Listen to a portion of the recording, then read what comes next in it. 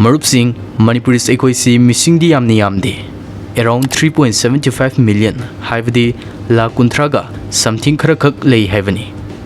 Example Amakak Hidavada, Manipurgi population Nasigi, Saruk Humfu Muka, Uttar Pradeski population Masinga, Manarivani.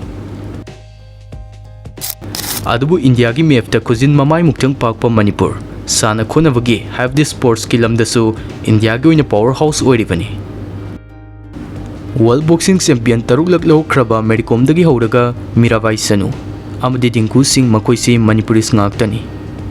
Hauzigo Ziksu Indian football gi national team da Manipuris Kayayam Yawi have the Marup Sing Nasu, Hena Kanglivduni. Tensin na Haravada Tasing Namak Manipur Angak Patana Talaba Laivakni. Mafam Master Leriba Mioi Sing Makoigi Telen Karadang Malem do Toklubada, Malem Pumba Ngakpo in Rivani. Adunang Asigi video Sida, Adugum Laba Manipurgi Sana Konav Gilamda, Kongdaraktuna, Konatangda, high ranking officer Amadi Manipurgi Maru Makok Oikhiba, Mioi Mangagi Matang de Ikoipuna, videos Dagi Kangminasi.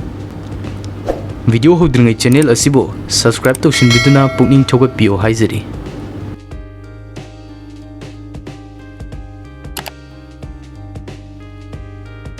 Politics the Kongdarak Tringai Biren Singh, footballer Moirami. Magna Voter Security Force, Samna BSF team the Yauduna Sanarami. Amadi 1981 da Malengi Kwai Lidaba football tournament Amoriba, Duran Cup BSF team na win Noiki.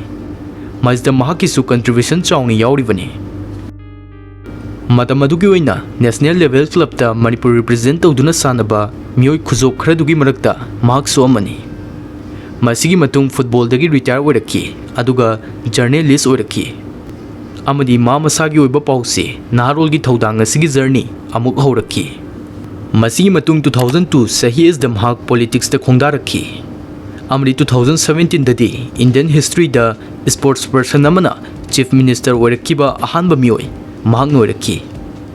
Income gi matang da Muk Yeng Lagadi, football Sandaring Matamasda Mahaki fees oina. 3,000 dagina 4,000 forward fangi. Asumna 2025 forward Chief Minister Oirambadei forward Thagi oina 1.6 lakh fanglami.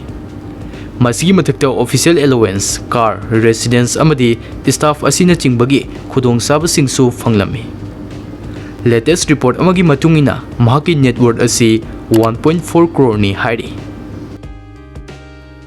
Ekoina football, tennis, amadi cricket matching, yeng bakhak natuna pamjaba team da support tobusu yaba platform amagi matang da khar khangminasi.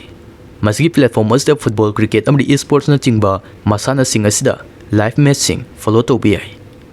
Amadi masdagi ekoina kanabasu lahobi ai. Sel hapa amadi lauthokpada isagi details amata sanghandana yam safe oina pangthokpasu yai. Anaba users singi welcome bonus legani. Promo code asi haplaga claim tobiyo. Akupa marol amadi platform aski link comment pin tawravani.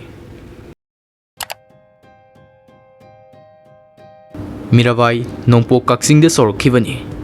Mahakna tungdo rakadaba khudong thiba kya gi khanba tawduna mamasa gi weight gi su hena lumba aso subu u sing puduna training sa tharakhi. Adubu hona zaman lemna mangbi apnati. Mato sumna mahaki su hona zaman fangjaki. 2020 Sahi is the Tokyo the Pangthokpa Olympics the silver funky. Amadi 2022 ge Commonwealth Games the gold loduna India amadi Manipur gi mingsat purakhi. Amadi mama samaksu national icon ama oiba ngamkhirami. 2022 the Manipur government na mahakpu additional superintendent of police ki firm pikhirami. Mahakna Olympics lodringai Indian Railways the thabak tawringai matam asida thagi 50 dagina 70k fawu fanglami. Tokyo dagi silver lorkpa matam asida Manipur government na 1 crore ge oiba cash reward khusin nakhi. Amadi lifetime free travel amadi atopa khudong saba kya amasu fi khirami. Amadi hozik additional SP oina leiraba matam asidana thada 70 dagina ITK fawu fangli. Masigi mathakta grade pay amadi sports ke ate topa income full up subsilaga sahi gi 10 dagina 12 lakhs fawu fangli. Rosivina na mahaki journey asi Bisnupur gi yamna pikpa khungang amada mafum adugi leikhom leinanggi marakta makhongda sample yaudana usu sanaduna horakhibani. Sahi kya sum nakanba training satraba matung mahaksi Asian Games medalist amoina Malyam pumna sakhang narakhi. amadi Manipuri martial arts asisu global gi thakta pukhatlamlibani. Chaliba sahi 2025 sahi is the mahak Deputy Superintendent of Police Sports Kota dagi oikhi. Amadi Manipur gi oina khwaidigi naha oiribi DSP Rosivina no oikhi. Hana sports ki lamda leiringai thagi oina lising kun manga dagina lising ni fu phau phanglammi.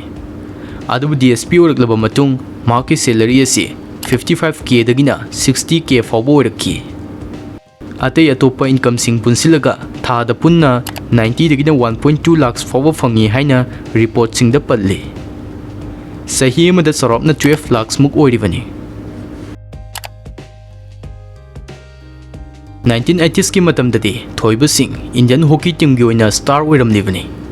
1988 ki Seoul Olympics amadi tongan ba Asian Games kya dasu mahakna Manipur amadi India bu represent tawduna sanakhi.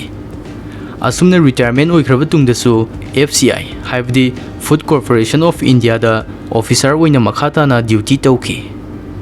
1980s ki matam asida mahakna maming fazna satlingai lising manga dagina lising nipan fauba mahakki fees oina fangjaki. Amadi Imphal gi FCI da Deputy General Manager oina thaupuringai thagi 1.2 lakhs dagina 1.5 lakhs fauba phanglammi.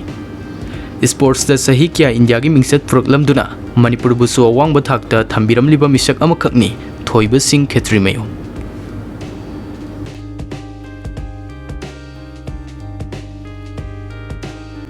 Matakta panjakriba sanaroi sing asina makoi na hona zarkhiba mayam sing adugi matungina makoi na fangjakhiba job sing adu miyam da khara paudam javani. Amadi video si hena interesting oina ba makoi gi salary su 8 tawjavani. Adubu makoi gi salary is da khara soiba amadi wat pe yaurabasu puksil sawba khwai khibikna ngakpi na ba haizari. Video asibu fazei amadi masigumba Manipur da vest tawba video sing makhata na pamlagadi channel asibu pungning thogat poina subscribe tawshinbiyo. Amadi mathangda kari karamba topic ta same sige comment ta thambiramu. Masi thamjaraga ngasigi oinadi mayambu tike fix na kaina navgi tanja du lawjari.